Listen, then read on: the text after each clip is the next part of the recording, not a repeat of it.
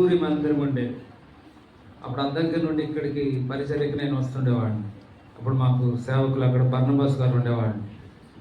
మరి పాత వాళ్ళు పెద్దవాళ్ళు వెళ్ళిపోయారు దేవుని సన్నిధికి. ఇప్పుడు తర్వాత తరం వారు వచ్చారు. బాధ్యత మీ మీద ఉంది.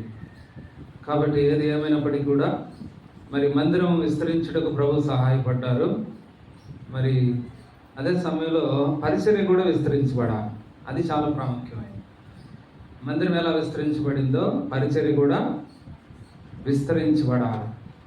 ఇంకా అనేక సంఘాలు ఏర్పడాలి. చుట్టుపక్కల అందరూ కలిసి మంచి సేవ చేయాలి. నూతన ఆత్మలను సంపాదించాలి. అది చాలా ప్రాముఖ్యమైనది. ఒకవైపు భౌతికంగా దేవుడు మన స్థితిగతులను మారుస్తున్నాడు.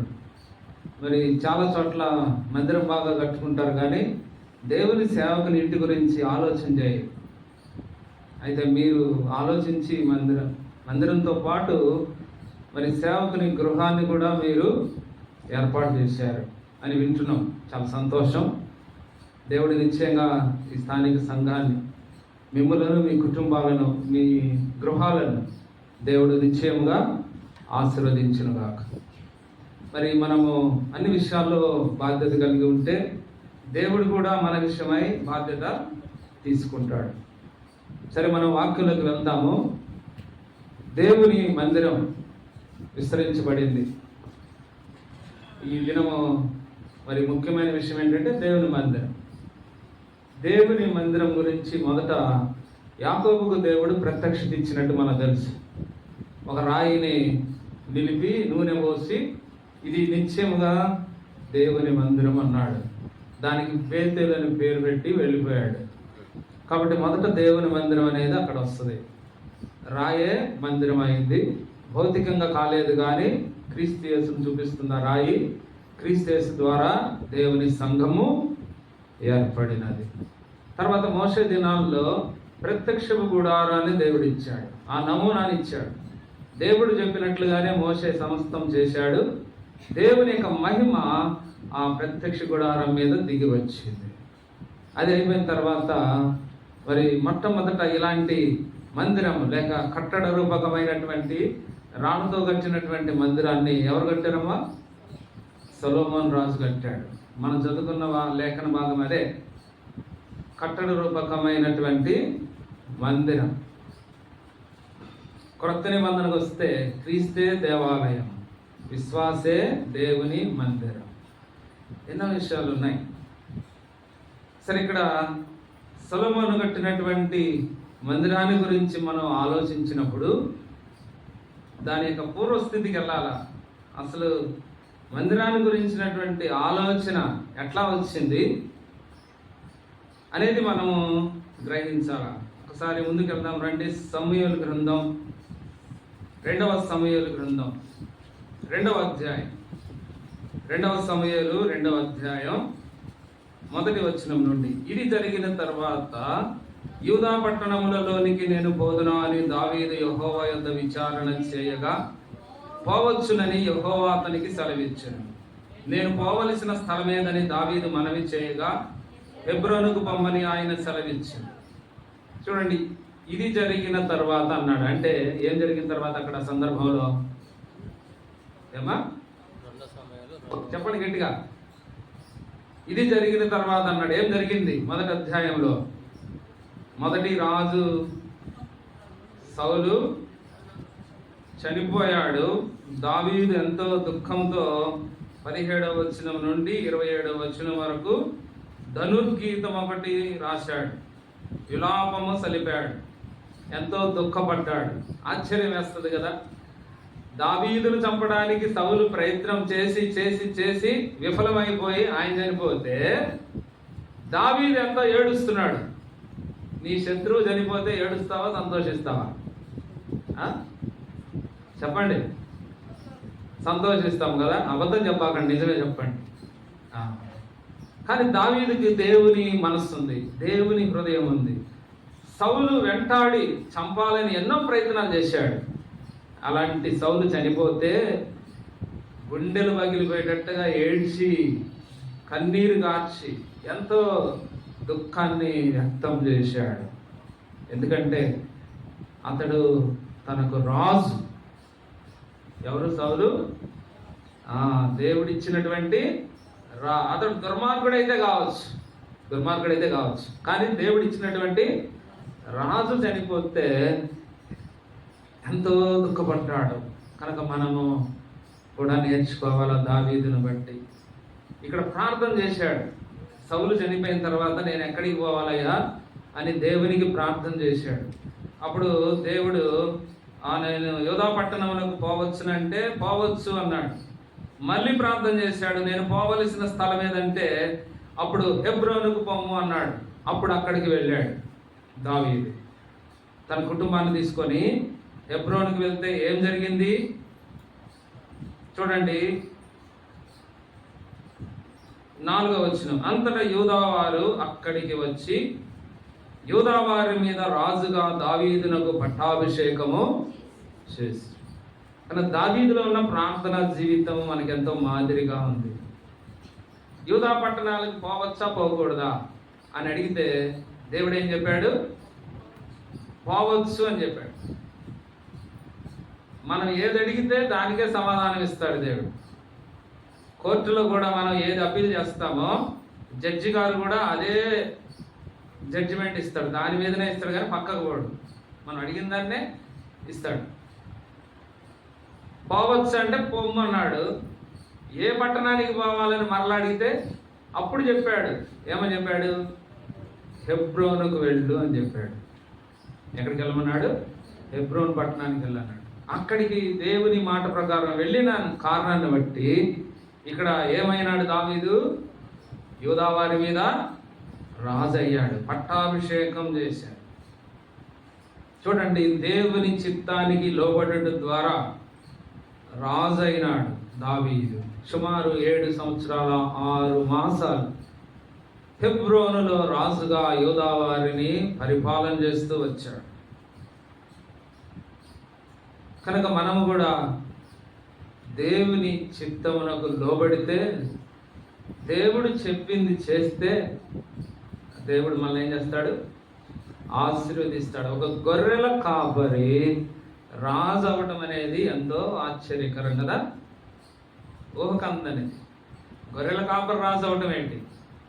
దేవుని కార్యాలు అలాగే ఉంటాయి. కాబట్టి దేవుని చిత్తాన్ని మనం కూడా కనుగొనాలి. దైవజనుడు భక్సింగ్ గారు మనకు అదే నేర్పాడు. తన జీవితంలో ఆయన దేవుని చిత్తానికి వ్యతిరేకముగా ఏది కూడా చేసిన వాడు కాడు.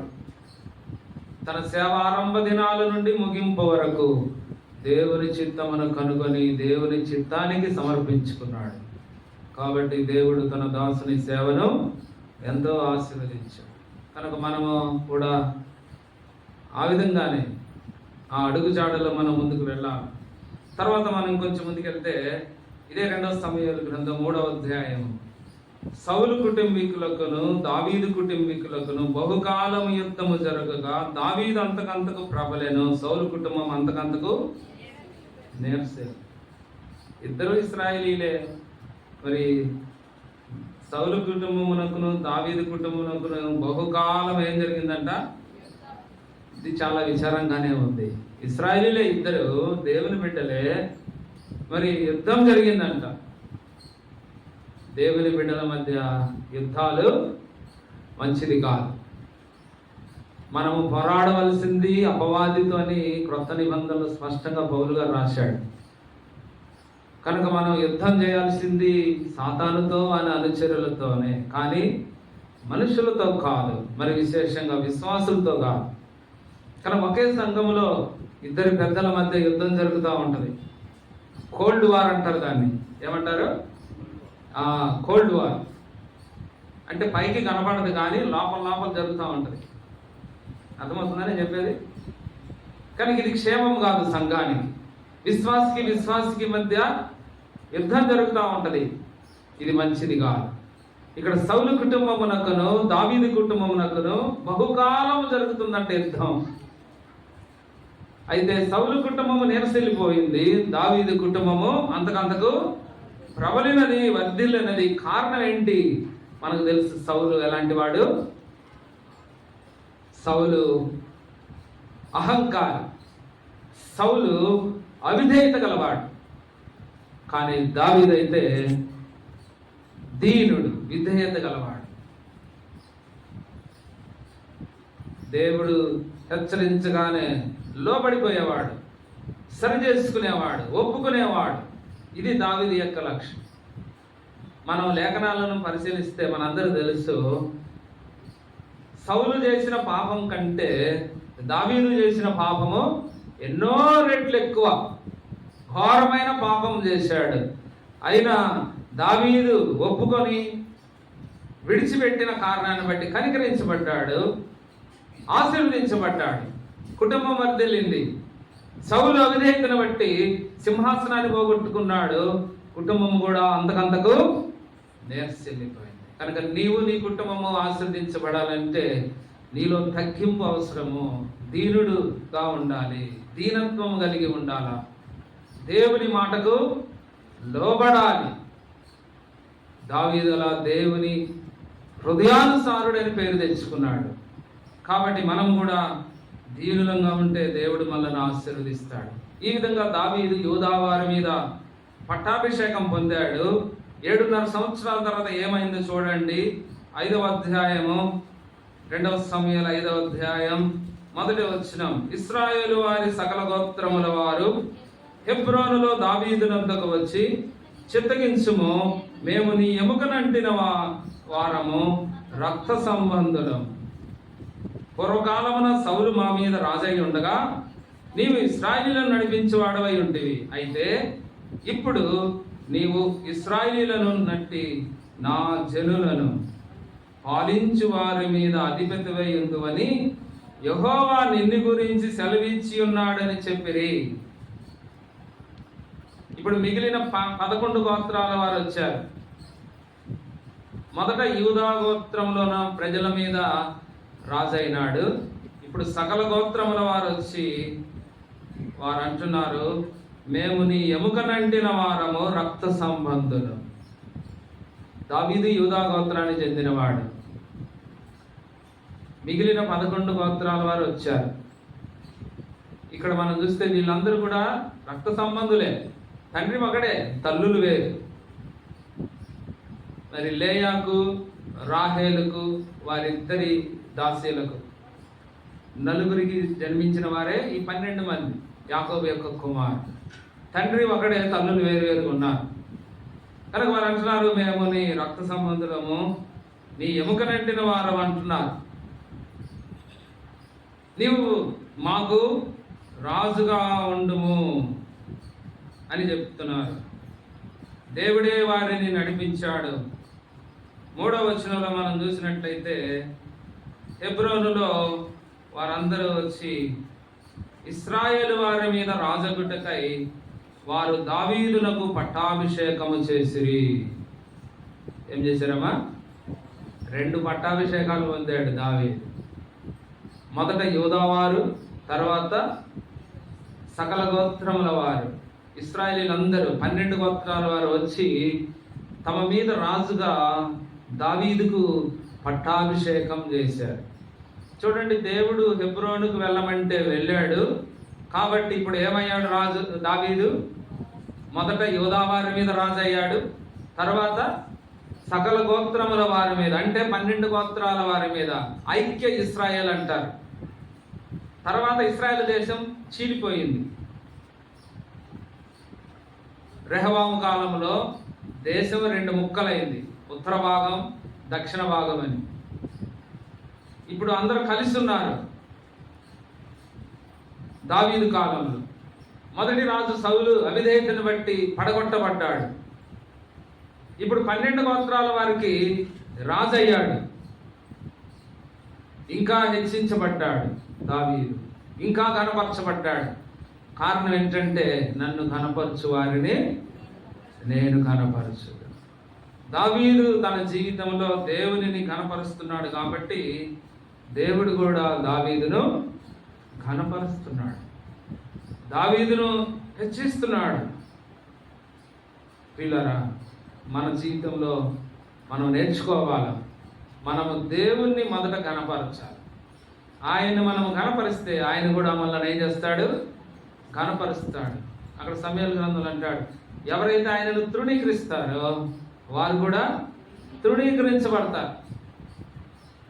కాబట్టి నీవు కనపరచబడాలంటే దేవుని మొదట నీవు కనపరచాలి, దేవుని కనపరచాలి. అది మనం నేర్చుకోవాలి. నాకే ఘనత రావాలా, నాకే మహిమ రావాలా అని ఎప్పుడు నువ్వు కోరుకోకూడదు. ఇక్కడ దేవుని మందిరం కూడా ఎందుకు కట్టబడింది? దేవుని నామ ఘనత కొరకు రాయబడింది లేఖనాలు.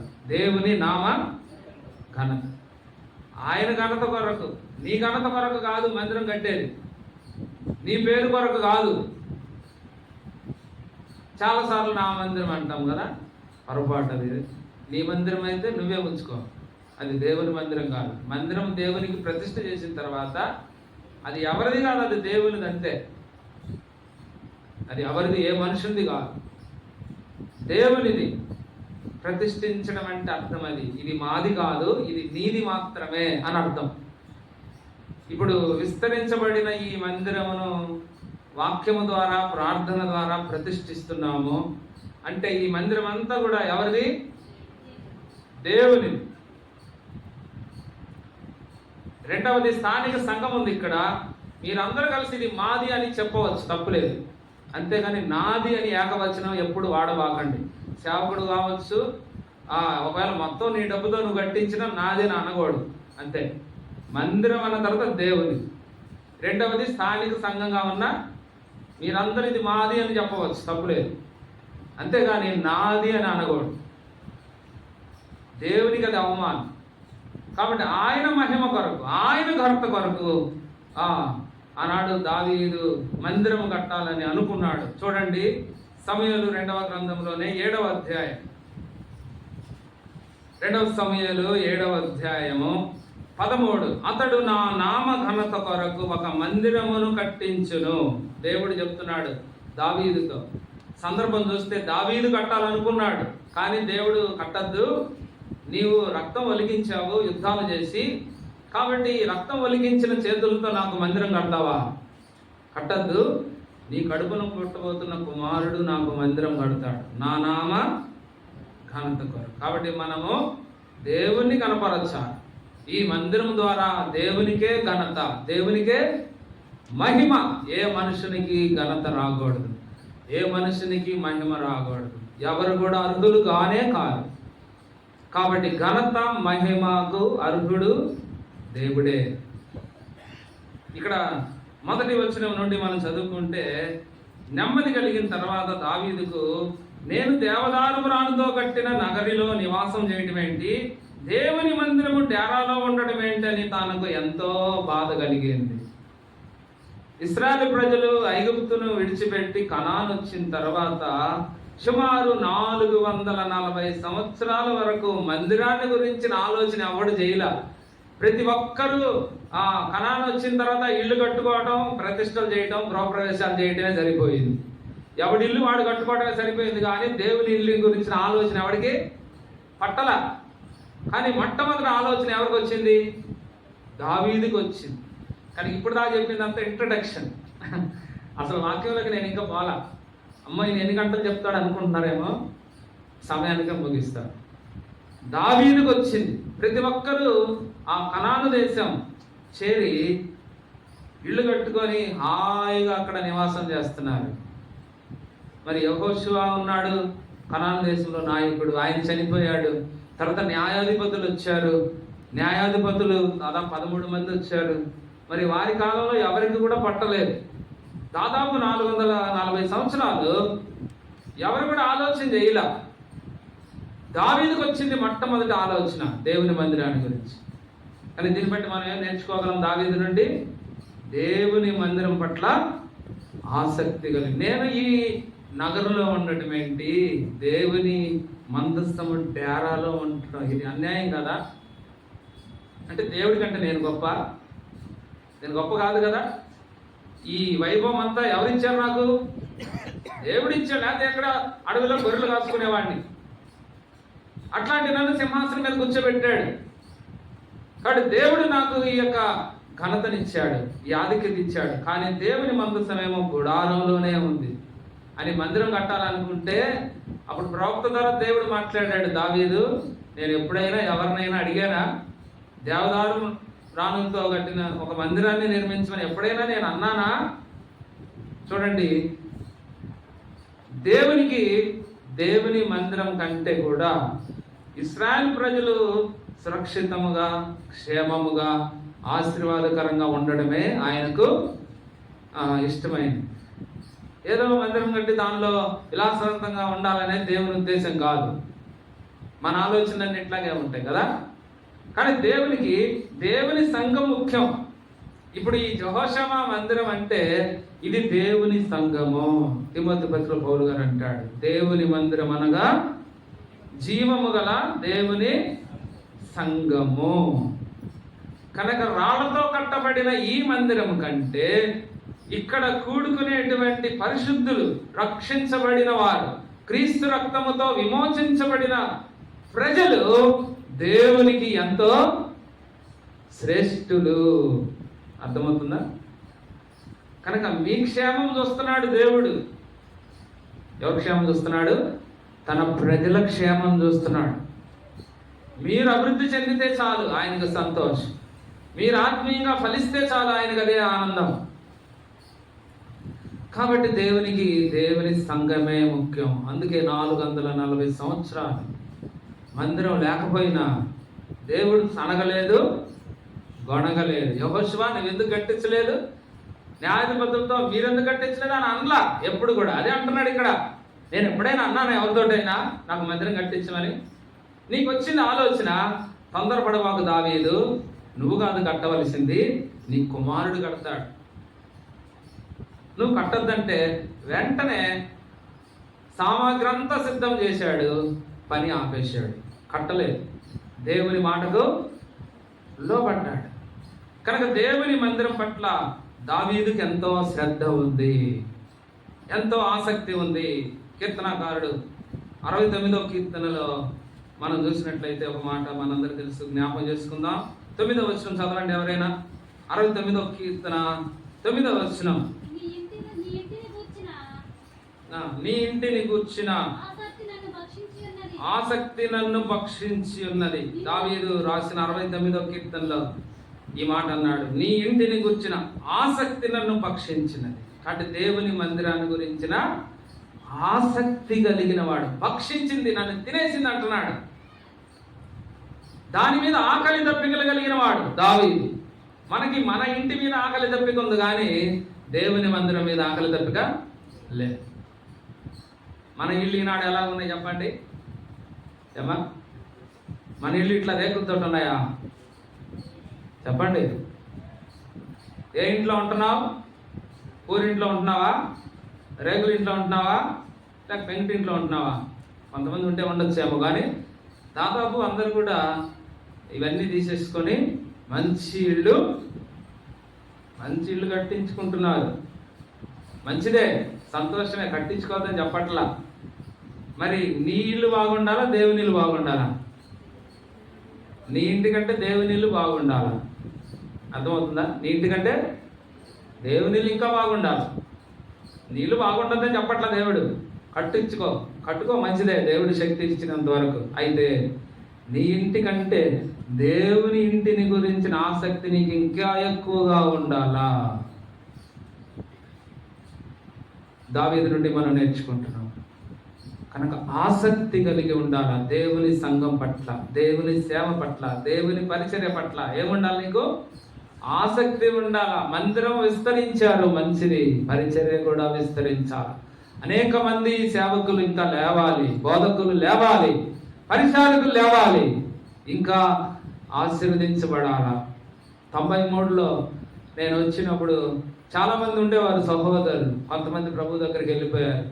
అప్పుడే నేను చెప్పేవాడిని వాళ్ళకి, అన్నా మీరు ఇంకా పరిచయం చేయండి, మీ ద్వారా ఒక 10 సంఘాలను ఏర్పడాలి అనేవాడిని వాళ్ళతోటి, పెద్దవాళ్ళతోటి. కోటయ్య గారు లేరు, వెళ్ళిపోయారు. అంజయ్ గారు లేరు, వాళ్ళతో అనేవాడిని. చాలా సంతోషపడేవాళ్ళు వాళ్ళు ఆ మాట. కొంత పరిచయం చేశారు, చాలాది ఇంకా పరిచయం చేయాలా మీరు. చుట్టుపక్కల గ్రామాల్లో స్వార్థ ప్రకటించాలా. అనేక సంఘాలు మీ ద్వారా ఏర్పడాలి.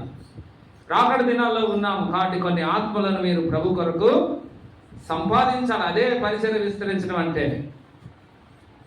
కాబట్టి మందిరం విస్తరించబడిన ఈ సందర్భంలో దేవుడు జ్ఞాపకం చేస్తున్నాడు, పరిచర్య కూడా విస్తరించాల. ఆ దినాల్లో సేవకులు లేరు, దైవ సేవకులు. ఇప్పుడు మీకు దైవ సేవకులు వచ్చారు కనుక దైవ సేవకులతో కలిసి మీరందరూ కూడా మంచి పరిచర్య చేస్తే ఈ పరిచర్యను దేవుడు ఏం చేస్తాడు? విస్తరింపజేస్తాడు. కనుక దావీదుకి ఇలాంటి ఆసక్తి పుట్టింది మందిరం కట్టాలని. అప్పుడు సొలొమోను కాలం వచ్చింది. అప్పుడు సొలొమోను దానిని నెరవేరుస్తూ వచ్చాడు. ఇప్పుడు మూలవాక్యంలోకి వెళ్దాం. ఇప్పుడు మూలవాక్యం సొలొమోను కాలంలో 2వ దినవృత్తాంతాలు 3వ అధ్యాయంలో మొదటి వచనం చూడండి. ఇక్కడ 3 విషయాలు నేను చెప్పి ముగిస్తాను, ఎక్కువసేపు చెప్పను. 3 విషయాలు. మొదటిది, తర్వాత సొలొమోను యెరూషలేములో తన తండ్రి అయిన దావీదునకు యెహోవా ప్రత్యక్షమైనప్పుడు మోరియా పర్వతమందు దావీదు సిద్ధపరచిన స్థలమున యెబూసీయుడైన ఒర్నాను కళ్ళమందు దావీదు ఏర్పరిచిన స్థలమున యెహోవాకు ఒక మందిరమును కట్టనారంభించెను. దావీదు అని చెప్పాడు కనుక మీకు ఇంతసేపు చెప్పాల్సి వచ్చింది దావీదు గురించి. ఆయన గురించి తెలియకపోతే అర్థం కాదు కదా. కానీ దావీదు ఎలాంటి వాడో, ఏమేమి చేశాడో ఇంతవరకు మనం విన్నాము.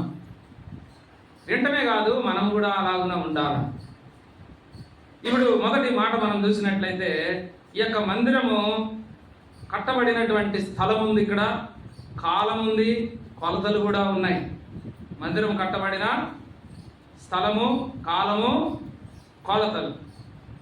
కట్టబడిన స్థలం ఎక్కడ కట్టాడు సొలొమోను మందిరాన్ని? మోరియా పర్వతమందు. తొందరపడబాకండి, జాగ్రత్తగా చూడండి వాక్యం. మోరియా పర్వతం అనగానే ఏం గుర్తు రావాలా చెప్పండి? అబ్రహాము ఇస్సాకును బలి ఇచ్చిన స్థలం. అక్కడ ఇస్సాకును పడుకోబెట్టి ఖడ్గం పైకి ఎత్తాడు. ఒక్క సెకను ఆలస్యం అయితే ఇస్సాకు బలైపోయేవాడే. కానీ దేవుడు ఆపేశాడు. దేవునికి ఇష్టం లేదు. ఇస్సాకు మరణిస్తే లోకానికి రక్షణ లేదు. తన కుమారుడైన రక్షకుడు యేసుక్రీస్తు రాబోతున్నాడు లోకానికి. ఆయన బలి కావాలి. కాబట్టి నీ కత్తిని తిరిగి వరలో పెట్టు అన్నాడు. ఒకసారి పైకి చూడు అన్నాడు. పైకి చూస్తే ఆకాశ నక్షత్ర నీ సంతానాన్ని అలాగున విస్తరింపజేస్తానన్నాడు. తర్వాత ఆ ఇస్సాకుకు బదులుగా ఒక పొట్టేలును అబ్రహాం ఆనాడు ఏం చేశాడు? దేవునికి బలిగా అర్పించాడు. దేవునికి బలిగా అర్పించాడు. తర్వాత ఇక్కడ దావీదు సిద్ధపరచిన స్థలమున అన్నాడు. దావీదు సిద్ధపరచిన స్థలం. ఏ స్థలమును మందిరం కట్టడానికి దావీదు సిద్ధపరిచాడు? మొదటి దినవృత్తాంతాలు రండి, 21వ అధ్యాయం. మొదటి దినవృత్తాంతములు 21వ అధ్యాయం. ఒక స్థలం కొన్నాడు ఆయన మందిరం కట్టడానికి. 21వ అధ్యాయం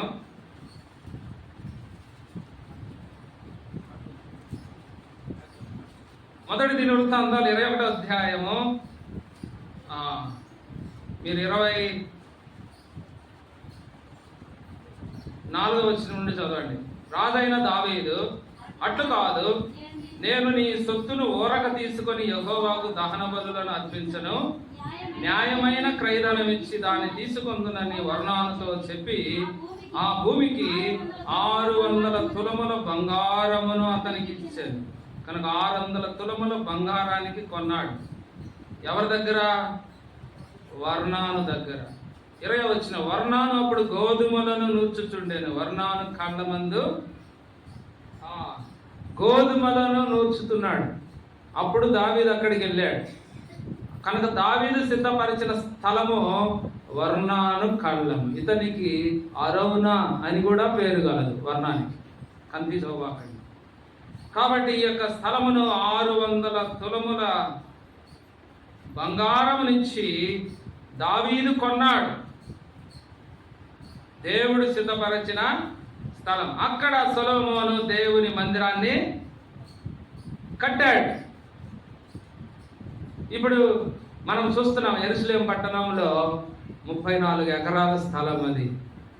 డోమ్ ఆఫ్ రాక్ అని మహమ్మదీయులకు సంబంధించింది కట్టబడింది. సొలొమోను కట్టింది పడిపోయింది. తర్వాత జెరుబ్బాబెలు కట్టాడు 2వ మందిరం, అది పడిపోయింది. అక్కడ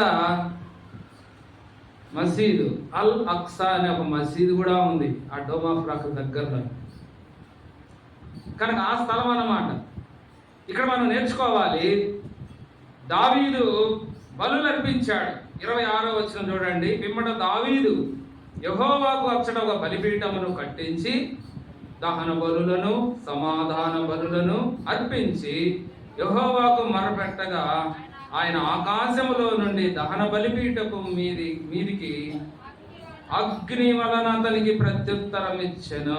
అగ్ని వలన ప్రత్యుత్తరం ఇచ్చాడంటే దావీదు అర్పించిన బలులను దేవుడు అంగీకరించడం చూపిస్తాడు. కనుక అక్కడ దహన బలులను సమాధాన బలులను అర్పించాడు ఆ స్థలంలో దావీదు మందిరం కట్టడానికి.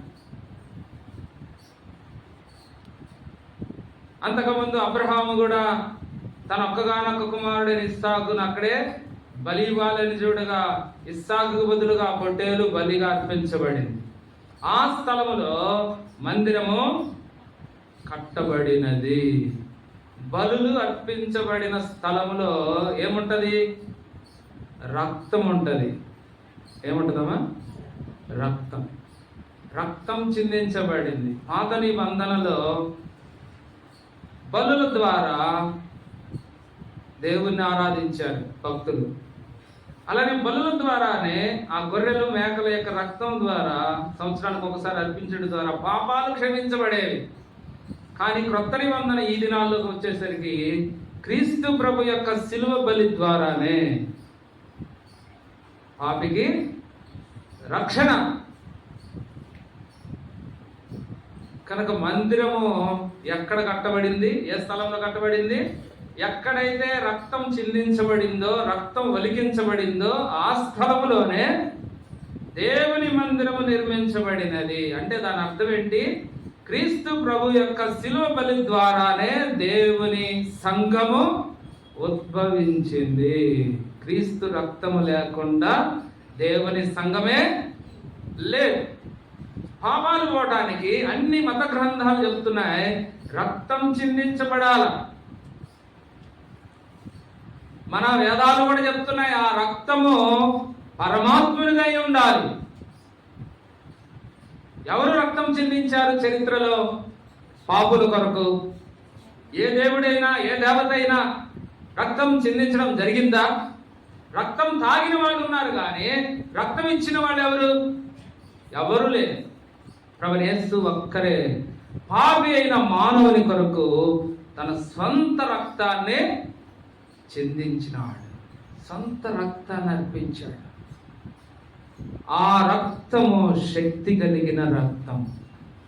ఎంత ఘోర పాపినైనా సరే క్షమించే రక్తం.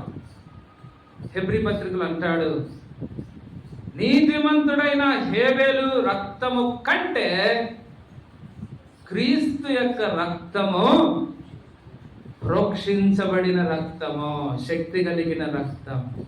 నీతిమంతుడైన హేబేలు తన అన్న తనను అన్యాయంగా చంపిన దాన్ని బట్టి మరపెట్టిందంట దేవునికి. ఆ రక్తం ఏమని మరపెట్టింది?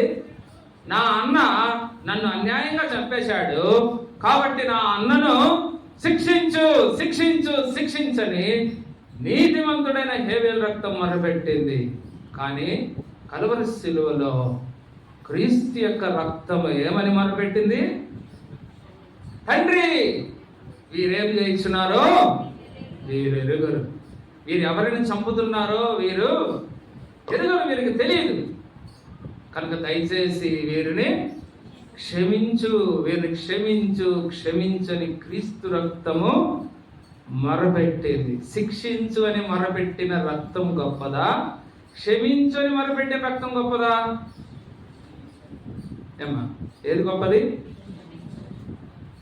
నన్ను చంపుతున్నా క్షమించు అని మొరపెట్టిన రక్తమే ఎంతో గొప్పది కదా. కాబట్టి చరిత్రలో క్రీస్తు యేసు ప్రభువారు మానవాళి కొరకు బలి అయిపోయినాడు. ఆ కలువరి బలిపీఠం మీద గొర్రెపిల్లగా వధించబడ్డాడు.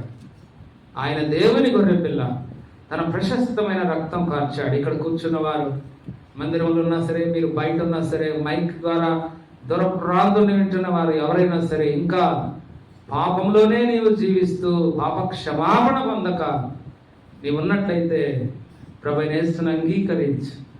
నీ కొరకు ఆయన రక్తం కార్చి ప్రాణం పెట్టాడు కాబట్టి ఆయన రక్తంతో నీ పాపములను శుద్ధి చేసుకో.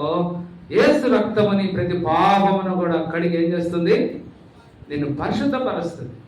కనుక దావీదు హెబ్రోనులో 7.5 సంవత్సరాలు, యెరూషలేములో 33 సంవత్సరాలు, మొత్తం దాదాపు 40 సంవత్సరాలు పరిపాలన చేశాడు. యెరూషలేములో 33 సంవత్సరాలు ఏకధాటిగా ఐక్య ఇశ్రాయేలును పరిపాలన చేశాడు, సకల గోత్రముల వారిని. ఇప్పుడు రక్షకుడైన యేసుక్రీస్తు ఎవరో కాదు. మత్తయి సువార్త 1వ అధ్యాయం 1వ వచనం చూస్తే దావీదు కుమారుడైన యేసుక్రీస్తు వంశావళిని ఉంటది కదా. కనుక దావీదు యూదా గోత్రం నుండి వచ్చాడు, యేసు ప్రభు కూడా ఆ గోత్రం దావీదు వంశంలో నుండే వచ్చాడు ఆయన. కాబట్టి దావీదు 33 సంవత్సరాలు ఇశ్రాయేలుకు రాజుగా పరిపాలన చేశాడు. రానయ్యున్న క్రీస్తు ప్రభు తన 2వ రాకడలో అదే దావీదు సింహాసనం యెరూషలేములో 1000 సంవత్సరాలు ఇశ్రాయేలును మాత్రమే కాదండి, ప్రపంచమంతటిని కూడా ఆయన పరిపాలన చేయడానికి రాబోతున్నాడు. యేసు ప్రభు చరిత్ర అయిపోయింది అనుకుంటున్నారేమో, జాగ్రత్త. ఆయన 2వ రాకడ దినాల్లో ఉన్నాం మనం. ప్రభువు రాబోతున్నాడు, యూదా గోత్రపు సింహముగా ఆయన గర్జిస్తూ రాబోతున్నాడు. ఆయన వచ్చి క్రీస్తు విరోధిని, వారి అనుచరులను సంహరించబోతున్నాడు. భూమి మీద తన నీతి పరిపాలన ప్రారంభించబోతున్నాడు. ఎన్ని సంవత్సరాలు పరిపాలిస్తాడు? 1000 సంవత్సరాలు పరిపాలిస్తాడు. కనుక పడగొట్టబడిన దావీదు సింహాసనము మరలా తిరిగి లేస్తుంది. ఆయన దావీదు కుమారుడు. నీవు ఇంకా రక్షించబడకపోతే సంఘం ఎత్తబడుతుంది, నువ్వు విడబడతావు, శ్రమల పాలవుతావు, అగ్నిగుండ పాలవుతావు. జాగ్రత్త. కనుక నేడు అన్న సమయం ఉండగానే ఈ చివరి దినాల్లో నేను పాపినని గ్రహించి నీ కొరకు ప్రభు సిలువలో రక్తం కార్చి ప్రాణం పెట్టి మరణాన్ని జయించి తిరిగి లేచాడని విశ్వసించి నీ పాపాలు ఒప్పుకుంటే నువ్వు ఎవరైనా సరే ప్రభు నీ పాపములను క్షమిస్తాడు, నేను తన బిడ్డగా అంగీకరిస్తాడు. కాబట్టి మందిరం కట్టబడిన స్థలం ఏదో మనం చూసాము. మరి ఇక్కడ కాలము మనం చూసినట్లయితే ఏ కాలంలో? సొలొమోను రాజైనాక 4వ సంవత్సరం 2వ నెల 2వ దినమందు మందిరము కట్టన ఆరంభించారు. అంటే తాను స్థిరపడిన తర్వాత సొలొమోను మందిరాన్ని కట్టాడు. వెంటనే కట్టాల, 4 సంవత్సరాలు పెట్టింది సింహాసనం ఎక్కిన. చాలాసార్లు తొందర చేస్తూ ఉంటారు ప్రజలు, మందిరం కట్టాలి, మందిరం కట్టాలి. ఏం చేసుకుంటాం మందిరం కట్టి? అది ముఖ్యమైనది కాదు. చెట్టు కింద అయినా కూడుకోవచ్చు, ఒక డేరా కింద అయినా ఉండొచ్చు. వినడా దేవుడి ప్రార్థన? ఎందుకు ఈ మాట చెప్తున్నానంటే పెద్ద పెద్ద మందిరాలు కట్టుకొని ఆ మందిరాల కొరకు కొట్టుకు చేస్తున్నారు, ఆ ప్రాపర్టీస్ కొరకు. అందుకు చెప్తున్నా నేను, ఇట్లాంటి రేకుల షెడ్ వేసుకుని చాలా ఉత్తమం, మంచిది. రేకుల షెడ్లో ఉండి ప్రార్థన చేస్తే దేవుడు విండా? పెద్ద పెద్ద బిల్డింగ్లో కూర్చొని ప్రార్థన చేస్తే వింటాడా? బిల్డింగ్లు వచ్చినాయి, ఆత్మీయత అంతా పోయింది, నాశనం అయిపోయింది, ప్రార్థనా జీవితం అంతా పోయింది. పూరి పాకలు ఉన్నప్పుడే మందిరాలు చక్కగా జరిగినాయి. నేను రక్షణ పొంది ఇప్పుడు 41 సంవత్సరాలు అయింది. కనుక 40 సంవత్సరాలు వెనక్కిపోయి చూస్తే నేను జ్ఞాపకం చేసుకుంటే అప్పుడు నేను చిన్నపిల్లవాడిని, 12-13 సంవత్సరాలు. అప్పుడు చాలా ఆత్మీయంగా మరి మందిరాల్లో మరి చాలా సంఘాలకు నేను వెళ్తా వచ్చాను. చాలా చక్కగా ఆత్మీయంగా జరుగుతూ వచ్చింది పరిచర్య.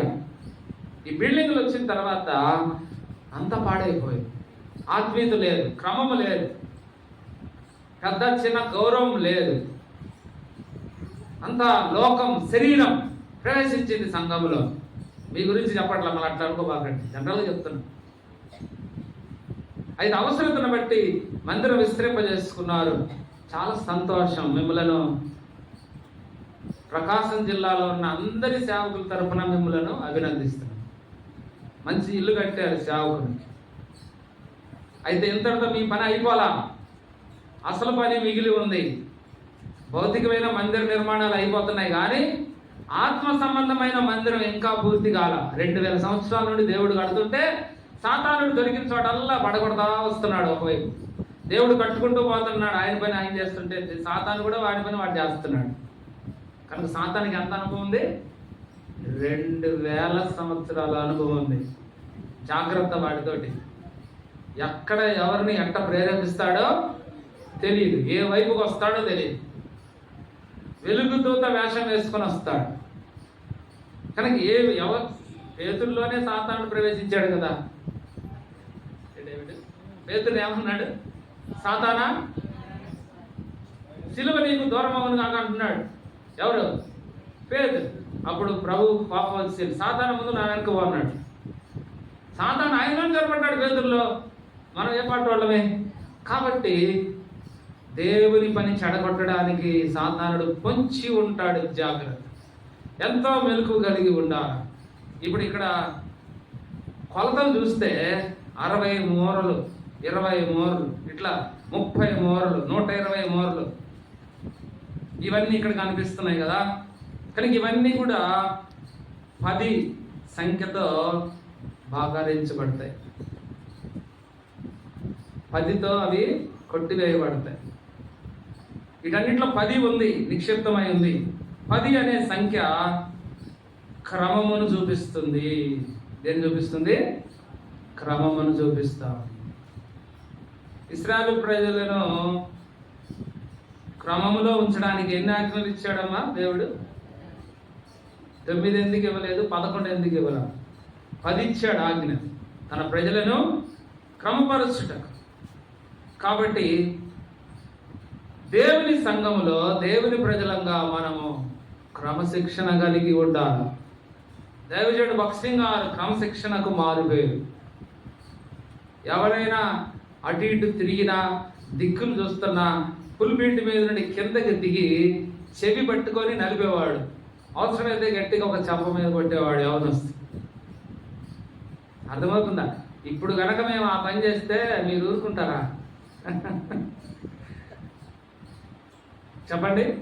ఎగిలి చేష్టలు చేస్తూ ఉంటారు కొంతమంది వెనక కూర్చొని. ఆయన అయినా చూసేవాడు, వెనక ఉన్న వాళ్ళని కూడా చూసేవాడు. అంతే దిగి వెళ్ళిపోయేవాడంట. క్రమమునకు ఆయన మారుపేరు, క్రమశిక్షణ. దేవుని ఇంట్లో ఏముండాలా?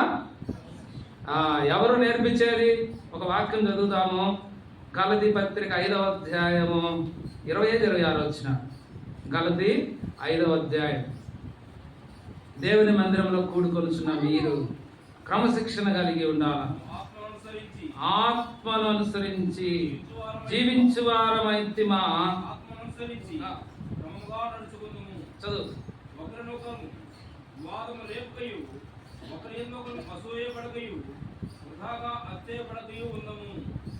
కనుక ఎవరంట క్రమము నేర్పేది? ఆత్మ, పరిశుద్ధాత్మ. కనుక మనం పరిశుద్ధాత్మను అనుసరించి నడుచుకోవాలా, క్రమముగా నడుచుకోవాలి. ఆత్మను అనుసరించి నడుచుకోకపోతే ఒకరిని ఒకరం వివాదానికి రేపే వారంగా ఉంటాము, ఒకరి యందు ఒకరము అసూయ పడే వారంగా ఉంటాం. కాబట్టి నీ ద్వారా వివాదం వస్తుందా, సమస్య నీ ద్వారా వస్తుందంటే నీవు ఆత్మ ద్వారా నడిపించబడటం లేదు అనేది అర్థమైపోతుంది. నీవు ఆత్మ ద్వారా నడిపించబడితే నీ ద్వారా సంఘములో సమస్య రాకూడదు. నీ ద్వారా సమస్య వస్తుందంటే కారణం నీవు ఆత్మ ద్వారా నడిపించబడటల్లా, శరీరం ద్వారానే, నీ జ్ఞానం ద్వారానే నడిపించబడుతున్నావు. కాబట్టి మనము దేవుని ఆత్మ ద్వారా నడిపించబడితే క్రమముగా నడుచుకుంటామంట. ఎవరికి నీవు ఆటంకంగా ఉండవు. నీ ద్వారా వివాదం అనేది రాదు, నీ ద్వారా నష్టం అనేది రాదు, నీ ద్వారా సమస్య రాదు. కాబట్టి మనము దేవుని సంఘములో దేవుని ఆత్మ ద్వారా నడిపించబడి క్రమమైన జీవితం కలిగి ఉండాలి అని ఇక్కడ దేవుడు మనలను హెచ్చరిస్తున్నాడు. కనుక మొదటి మాటలో మందిరము కట్టబడిన స్థలము, కాలము, కొలతల గురించి మనం చూసాం. ఇప్పుడు 5వ వచనం నుండి 7వ వచనం వరకు మనం చదివినట్లయితే మూలవాక్యానికి రండి, చదవము. పెద్ద గది గురించి ఇక్కడ రాయబడినది.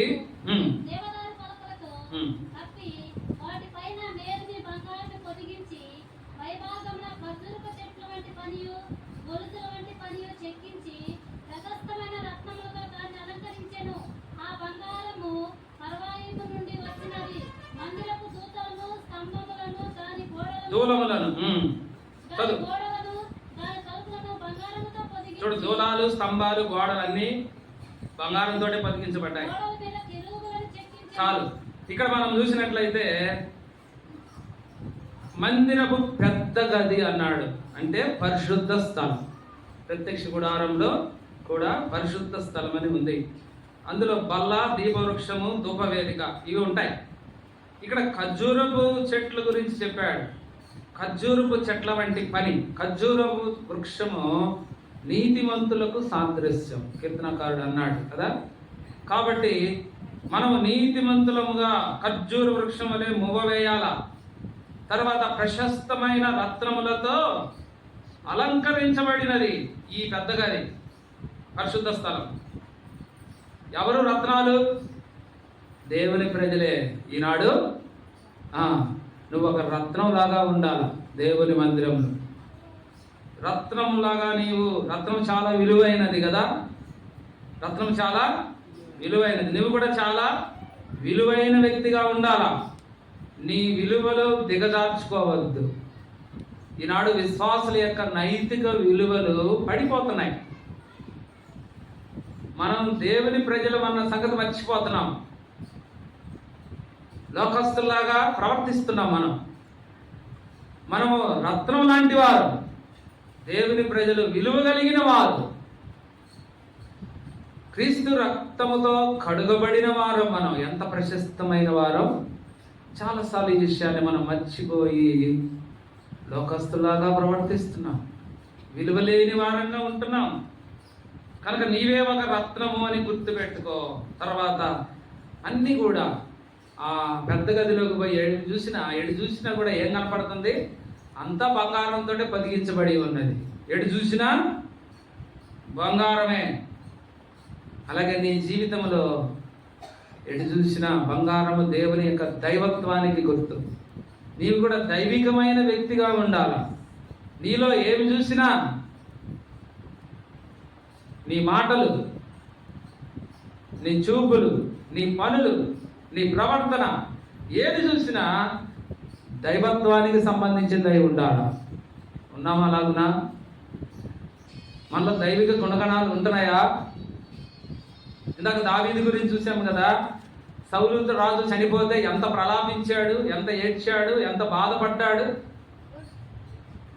అంతగా వెంటాడి దావీదును చంపడానికి ప్రయత్నం చేసిన సౌలు చనిపోతే ఎంత దుఃఖపడ్డాడు దావీదు. ఇది దేవుని మనసు కాదా?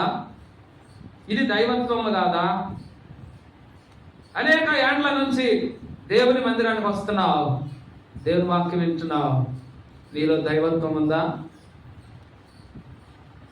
ఎటు చూసినా నీలో ఏం కనపడాలి? దైవత్వం కనపడాలి. అదే బంగారు మనకు నేర్పిస్తాం. కనుక ఇప్పుడు 2 విషయాలు అయిపోయినాయి. 3వ చెప్పిన ముగిస్తాను. 8వ వచనం నుండి 13 వరకు చూసినట్లయితే పరిశుద్ధ స్థలం ఒకటి కట్టించెను. దాని పొడవు మందిరపు వెడల్పును బట్టి 20 మూరలు, దాని వెడల్పు 20 మూరలు, 1200 మణుగుల మేలిమి బంగారముతో అతడు దాన్ని పొదిగించెను. మేకుల ఎత్తు 50 తులముల బంగారు, మీది గదులను బంగారముతో పొదిగించెను. అతి పరిశుద్ధ స్థలమునందు చక్కడపు పని గల 2 కెరూబులను చేయించి వాటిని బంగారుతో పొదిగించెను. కనుక 3వ మాట చూస్తే అతి పరిశుద్ధ స్థలం. ఇక్కడ కెరూబులు ఉన్నాయి. దీనినే గర్భాలయం అంటారు. ఏమంటారు దీన్ని? గర్భాలయం. పెద్ద గది అంటే పరిశుద్ధ స్థలం. ఇది అతి పరిశుద్ధ స్థలం, గర్భాలయం. ఇక్కడ ఏమున్నాయి? కెరూబులు ఉన్నాయి. ఏమున్నాయి ఇక్కడ? కెరూబులు. ఆ కెరూబులను బంగారుతో పొదిగించడం జరిగింది. ఆ కెరూబుల రెక్కల పొడవు 20 మూరలు, ఒక్కొక్క రెక్క 5 మూరల పొడుగు. అది మందిరపు గోడకు తగులుచుండె. రెండవది జతగానున్న కెరూబు రెక్కకు తగులుచుండె. ఈ ప్రకారం చాచుకొనిన ఈ కెరూబుల రెక్కలు 20 మూరలు వ్యాపించెను. కెరూబులు పాదముల మీద నిలవబడెను. వాటి ముఖములు మందిరపు లోతట్టు తిరిగి ఉండెను. కానీ కెరూబుల గురించి చెప్పాలంటే నిర్గమకాండంలో ఒక వచనం చదువుతాం, 25-22. సేవకుడు వచ్చాడు, ముగించండి అని అర్థమవుతుంది. 2-3 నిమిషాలు ముగిస్తే, ఎక్కువ తీసుకోను. నిర్గమకాండం చదవం, త్వరగా చదవండి ఎవరైనా. 25వ అధ్యాయం 22వ వచనం. అక్కడ నేను నిన్ను కలుసుకొని కరుణాపీఠం మీద నుండి శాసనము గల మందసం మీద నుండి 2 కెరూబుల మధ్య నుండి నేను ఇశ్రాయేలుల నిమిత్తము మీకు ఆజ్ఞాపించు సమస్తము మీకు తెలియజెప్పాను. కనుక ఇక్కడ కెరూబులు ఏం చూపిస్తున్నాయంటే, నేను నిన్ను కలుసుకొని కరుణాపీఠం మీద నుండి శాసనములు గల మందసు మీద నుండి 2 కెరూబుల మధ్య నుండి నేను ఇశ్రాయేలు నిమిత్తం మీకు ఆజ్ఞాపించు సమస్తమును నీకు తెలియజెప్పేదను.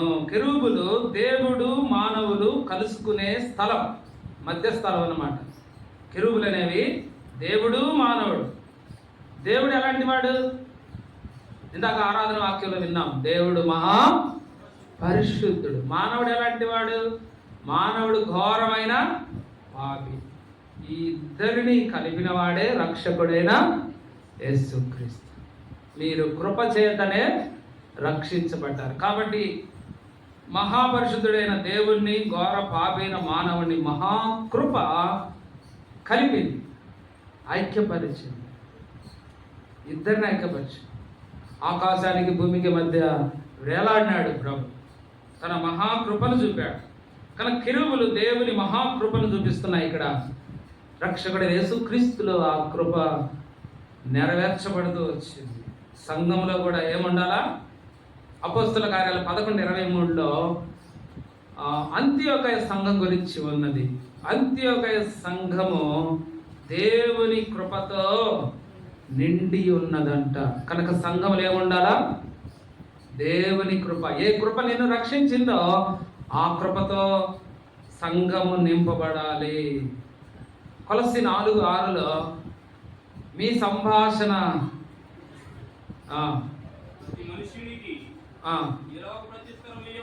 ఏం చదువుతున్నావయ్యా?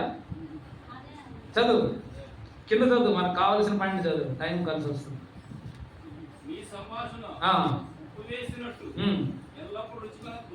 రుచిగలదిగాను ఆ మాట కాదు, కృపా సహితము. కృప ఉండాలి. కృపా సహితం అంటే కృప కలిగి ఉండుట అని అర్థం, కృపా సమృద్ధి అని అర్థం. కాబట్టి మన మాటలు ఏముండాలా? దేవుని కృప ఉండాలా, సంఘములో ఉండాలి, మన మాటలో ఉండాలి. తర్వాత 1 కొరింథీ 15:10లో ప్రయాసపడుటలో కూడా కృప. నేను కాదు ప్రయాసపడింది, దేవుని కృపయే అంటాడు పౌలు గారు. కాబట్టి మన ప్రయాసలో కూడా ఏముండాలా? ఇదంతా నేనే కట్టించాను, ఇదంతా నేనే చేసేది. ఏంటి నువ్వు చేసేది? దేవుని కృప లేకుండా చేయగలవా?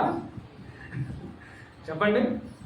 సంఘం అంతా నేనే కట్టాను, మందిరం అంతా ఎవరు పట్టించుకోవాలి, అంతా నేనే చేశాను అంటాం. మంచిదే, చేసావు. కానీ నీకు తోడై ఉన్న కృపయే చేసింది ఆ పని, నువ్వు కాదు. పౌలు గారు అర్థం చేసుకున్నాడు ఆ విషయాన్ని, అదే రాశాడు. కనుక మనం ఎంత సేవ చేసినా దేవుని కృప లేకుండా చేయగలమా? ఎంత ప్రయాసపడినా చేయలేము. తర్వాత మాసిదోనియా సంఘస్థులు కూడా కృపను బట్టి వారి దాతృత్వం ఏమైందంట? విస్తరించింది. కనుక మాటలో కృప ఉండాలా, ప్రయాసలో ఉండాలా, దాతృత్వంలో కూడా ఏముండాలా? దేవుని కృప నీలో ఉండాలి, తొనికిసలాడుతుండాలి. ఇలా నీలో కృప ఉంటే సంఘంలో కూడా ఆటోమేటిక్గా ఏమొచ్చింది? దేవుని కృప ఉంటుంది. అంత్యోదయ సంఘం నుండి అనేక మంది సేవకులు లేచారు, గొప్ప సేవ జరిగింది. ఎక్కడెక్కడికో పోయి సేవ చేసుకొని వచ్చారు. పౌలు గారు కూడా ఇంకా అనేక మంది దైవజనులు లేచారు. కనుక ఈ జెహోషామా నుండి అనేక మంది లేవాలి, దేవుని కొరకు నిలబడాలి, గొప్ప సేవ జరగాలి. కాబట్టి మీరందరూ సేవకుని సహకరించి సేవకునితో కలిసి మీరందరూ సేవ చేయాలి. దేవుని సేవ అంటే ఒక్క సేవకుడు చేసేది కాదు. పౌలు గారికి ఎంతోమంది జతపని వారిని ఇచ్చాడు దేవుడు. భక్సింగ్ గారికి ఎంతోమంది జతపని వారిని ఇచ్చాడు. పాటలు పాడేవారిని, వాయిద్యాలు వాయించేవారిని, ప్రార్థన చేసేవారిని ఎంతోమందిని ఇచ్చాడు. ఆయన అప్పటి చేస్తే ఇంత విస్తరణ జరిగేది కాదు, అందరినీ వాడుకున్నాడు. కాబట్టి మీరందరూ అవసరమే, మన శరీర అవయవాలు వంటి వారం కదా. కాబట్టి మనం అందరము మనకు దేవుడు ఇచ్చిన పనిని ఏం చేయాలా? సంపూర్ణంగా నెరవేర్చాలి. అప్పుడు సంఘము ఆశీర్వదించబడుతుంది. కాబట్టి సొలొమోను కట్టిన మందిరంలో నుంచి 3 మాటలే మనం చెప్పుకున్నాం. కాబట్టి వాటి ఆత్మీయ అర్థాలు మనం చూస్తూ వచ్చాము. ఈ తరములో దేవుడు నిన్ను నిలుపుకున్నాడు, రక్షించాడు, సంఘంలో చేర్చాడు. నీకు ఒక పని, ఒక బాధ్యతను దేవుడు అప్పగించాడు. దాన్ని గుర్తించి నమ్మకంగా నీ పని నీవు నెరవేరిస్తే నీ జీవితము ధన్యకరమే. కాబట్టి సంఘానికి ఆశీర్వాదకరంగా ఉండనట్లు దేవుని కృపతో నింపబడి దేవుని కొరకు గొప్ప కార్యాలు చేయాలని ప్రభువు హెచ్చరిస్తున్నాడు. అలాగున దేవుడు నిన్ను బలపరిచి సిద్ధపరచునుగాక.